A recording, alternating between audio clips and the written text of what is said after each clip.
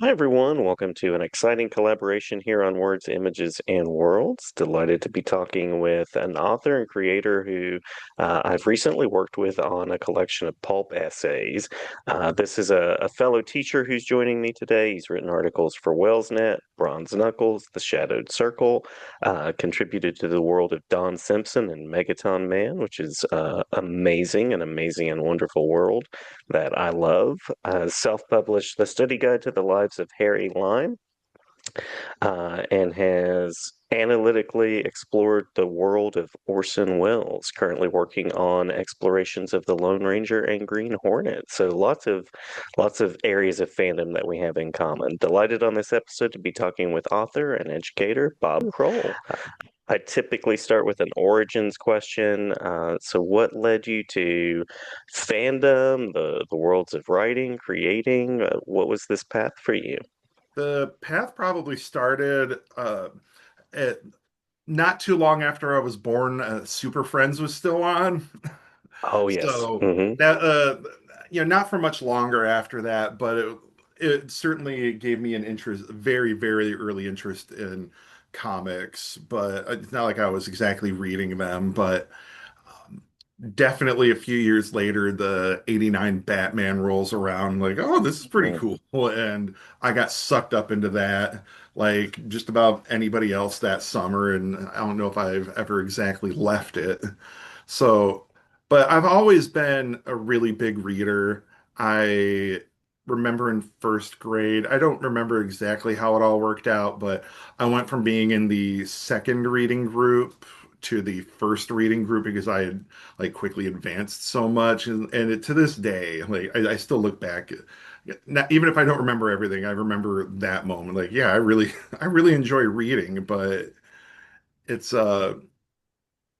really comes to a head probably. And I'm skipping over a lot. I can get, like I said, I can be a little long-winded as a teacher. I admit it. But it really began, I think, in the early 90s. Um, I really liked telling ghost stories at campouts for Boy Scouts. I was part of it all the way up until from elementary school all the way to the end, and went to the campouts pretty much till like middle of high school. But I was always reading ghost story books, and it's not like any of those stories are exactly copyrighted or anything, but there are always these really well told tales or urban legends or things that have been told millions of times over in so many other places. The Hitchhiker or Resurrection Mary, those are always good standbys. But I always like telling those stories around the fire. And I came Hmm. from a family of reenactors, and I really enjoyed being around the fire. Maybe not sometimes telling the stories, but at least receiving them and hearing them. And once in a while, getting to hang out in the Indian camps and hearing those stories as well. So, like, I could tell that this was a really big deal. It just meant a lot hearing all these stories. And eventually, like, I had to start penning my own. And like, I would just, they were never great stories, obviously, as a kid. It's juvenilia, but it was always fun to like try and write something as a kid, even if it's just like rip-offs of like, this is clearly just supposed to be Ghost Rider. Right, right. So, or no, I'm definitely writing. I'm definitely writing night what event like a proto version of Night at the Museum or something like. Or no, I definitely watched Jurassic Park over the summer, but it's still it's like it's digesting all that stuff and then over time having it mature.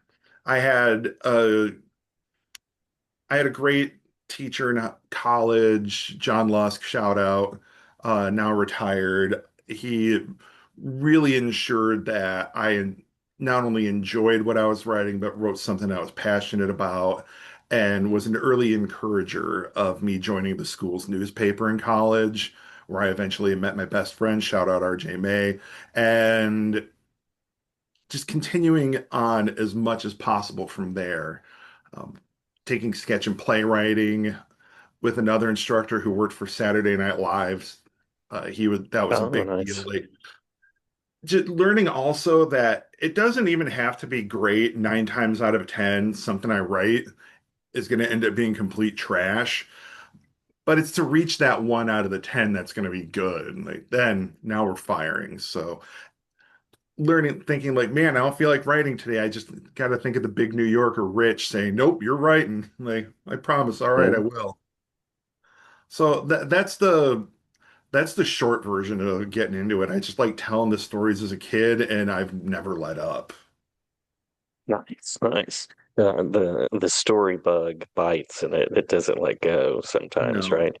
no, and even a few years ago, I went back to my hometown library and it's like, can you guys show me where your ghost story section is? And lo and behold, they still had the book that like was such an influence to me. I think it was something called World's Most Spine-Tingling True Ghost Stories with the Oh, fun. quotation marks around it. And I just felt that I just felt that surge again. Like, oh my, this is the tablets coming from the mountain. This is God giving Moses Mm. the tablets. I'm looking at them again. Like I got that charge to feel all Nice. read all that stuff again. Yeah, yeah. When did pulps enter the picture for you? Pulps is a Pulps became I don't want to say a late thing because when I started the Shadow has been around in some fashion. The character of the Shadow has been around in my house my entire life, or through my family, because my dad listened to him as a kid. And I don't know, Dad didn't read the pulps, but he was really into the radio show. Hmm. And yeah, I wrote about this for Brown's Knuckles, and so I'm sorry if I this was a eulogy a bit for my dad, so I'm sorry if I get a little choked up. Oh, Working through I remember when the Shadow movie came out in 1994. My dad would go around the house saying, "Who knows what evil lurks in the hearts of men?" Like, Dad, how do you know about that movie already? And it's like, and he gave me a lesson. Like, oh, it's been around a little bit longer than that. Which yeah. I didn't know. I didn't know. But as I got back into comic books about 14 years ago, pulp started coming around again. But like, as much as I can get a paperback, and I have a decent collection of those. I'll argue that collecting pulps is a far more expensive hobby than comic books because those things, even in bad condition, get really expensive. Hmm. Hmm. But when I was working on my Orson Welles book back in 2017, I had some time off. I went to Western Michigan University. I wanted to look at a William Gibson book called Agrippa, a Book of the Dead, and that was fun. But they also had archives for the Shadow movie there too. And in the Yes. archives there, not only just storyboards and scripts, but they had some original pulps there, including the first appearance of Shaiwan Khan, which, oh boy, like Mhm. this is a lot of fun to take a look at. And I'd already written about the Shadow radio series enough for the book I've been working on. I need to dive into this a little bit more, and it just swallowed me whole because it's a different form of it's a really interesting form of writing, I think, because Walter Gibson was writing at one point 10,000 words a day in order to keep up with demand on the Shadow throughout the 30s and 40s. Like that I think that's just incredible. And again, some of the stories aren't great there, and some of the plots are reused, or maybe it's a Mad Lib where it's a different character's name, but he was still producing, and he Mm. still got better with his craft over time. Just keep doing it, continue to do it, even if maybe it's not always great. There's going to be something that pops up that's going to be really cool. So Yeah. that really attracted. I was really attracted to that. Cool, cool. Yeah. Uh, as you've been working in short stories as well as work about the craft and sort of like nonfiction and essay work, anything that has changed in your writing process, or how has your writing process sort of come along? I I've stuck around with the idea that I don't want to always have a predetermined goal. Just Hmm. like let the work dictate whatever happens next. Uh, the the Wells book I've been working on, or I should maybe say past tense worked on, that took a long time because I can't just sit down at the laptop and punch out a few pages. There's got to be a lot of work that goes into that, like one page. I might have to cite 20 different things. But if I'm writing a short story, like I want to make sure that it seems plausible in that whatever character is in it, the decisions that they make sense Hmm. and that it can't be accomplished by any other character. Um, for for Yeet Presents, the short story or comic anthology, independent comic anthology, the first thing I ever wrote for them, it was based around a probably honestly irrational fear I have of going down highways at night and then a hitchhiker running perpendicular in front of my car and then making me stop. It's an extremely irrational fear. Nobody's ever going to put themselves into that danger. But I thought, like, well, all right, I'm going to work through this with the story. What would happen if that happened? Well, I would want to get rid of the hitchhiker somehow. Hmm. And I had, I got the story somewhere, but I thought, all right, how do I get this person out of the car? And I thought, well, it's easy. You execute a J turn like on the Rockford Files. Well, how do you do that? So I just like started writing that up and like, yeah, all right, this sounds pretty fun. I can easily make the characters like, yeah, I'm a fan of the Rockford Files. I'm going to do that. Hit the J turn. Then then like what happens next? And I realized, well, I can't really have a whole lot happen next. I just had a guy tossed out of a car at 30 miles an hour on a freeway. Like, all right, Hmm. I think I can effectively start wrapping this up. But that's what that character would do in that particular moment. Now, if I substituted with a different character, I would have a completely different result. But Yeah. so Yeah. it can't just be again a Mad Lib of I can put this character in, but I'm just going to have the situation dictate. The character has to dictate it. Hmm. There was a without I hate name dropping, but there was a thing I really appreciated years ago. The former head of DC Comics, Dan DiDio, he was pointing out to my friend and I that you should be able to cover up a dialogue scene in a comic and just see the word balloons. And I'm paraphrasing here. You should be able to cover up the characters, look at the word balloons, and say, "Can you tell me what character that is?" And that really Hmm. stood out to me because if you can swap out characters and the dialogue is still the same, you're not doing a good job. A Superman Yeah. story should be a Superman story. It shouldn't be a Superman story that was originally supposed to be a Batman story, but you've got a wedged Superman in there somehow. Hmm. So I Hmm. always let character or situation dictate what happens next. Uh, I'm curious about as you've been working and you mentioned connecting in the business in comics. I'm curious about some of the best experiences that you've had so far, some of the best collaborations, supportive conversations, and Oh maybe yeah. publication opportunities that have been really stand out. I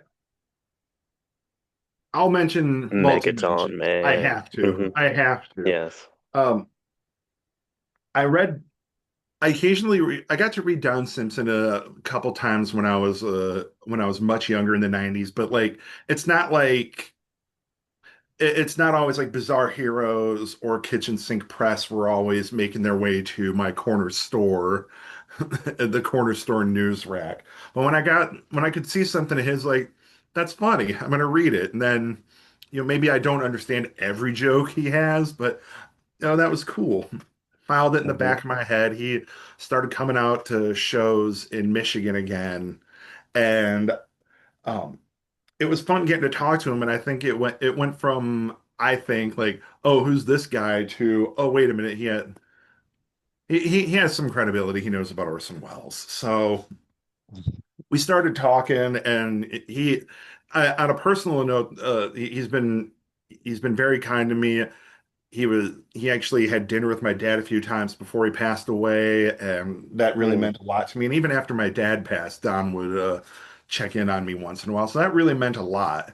And Don put out about a year and a half ago saying, "Hey, there's still a few little room for Megaton Man stories. Does anyone want to contribute?" And I thought, all right, I'll give it a whirl. Do you need something for President Harry Lime, Harold Foster Lime in your book?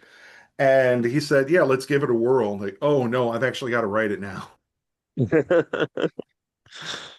I wrote it up, and he said throw as many Orson Welles references in there as you can because the character is obviously based on Orson Welles. And thought, who better to write that than me? I got a little too esoteric with the references, I freely admit. And he said, let's tone it down a little bit. We rewrote the script together. I had a lot of fun with it. And then he said, his words are, we're gonna go with the cheapest artist that we know, me. So like now I can say that something I wrote was illustrated by him, and that just oh man, Yeah. that's a trip. That's a Yeah, trip. Like, and that I got is to dip in that box and write Megaton Man for a little bit. Like, all right, cool. yeah, bucket list item. Absolutely. Oh yeah. Yeah. Um, it's the chance also, even the helpful community with Yeet Presents. Tom Orzechowski pointing out not just how to letter a comic, but also how many words need to be on a page or good editing in there. And even some of the guys that are illustrators in there, like Charles Butler, Steve Shipley, or guys like that pointing out that maybe I can be a little verbose once in a while. Let's see what let's see what the image can do too to carry the story along. Let's cut some of these excessive words. Like, you're right, let's do that. This is a visual medium. So getting help from guys like Steve Shipley, that's like incredible. Joe Wong and so many countless others that are far better storytellers than I am. Well, very humbly stated, and certainly good company. Good company. What is next for you, and where can people find out more about your work? Next for me, Um, it it sounds like the next issue of Yeet Presents is coming off the printer today, and it's a jam issue again, which I'm really excited about. We had such a fun time doing a jam issue about a year and a half, 2 years ago, that I said, let's just do it again. Um, this time around, based around the idea that Julie Schwartz at DC Comics would say, all right, here's the cover for this month's book. You figure out the story that goes with it." I thought that's a the, the idea of that is just incredible to me. So I said, let's do that. And we'll do it. We'll bring the band back together and jam on that. So that's coming up. I just had another article appear in the Shadowed Circle, this one about the deleted scenes from the 94 Shadow movie. And at some point this year, I'll say it now. Hopefully, I'm not jinxing anything too much, but without giving too much away, my book about Orson Welles' TV commercials will be coming out this year. I'm really excited Cool. about that.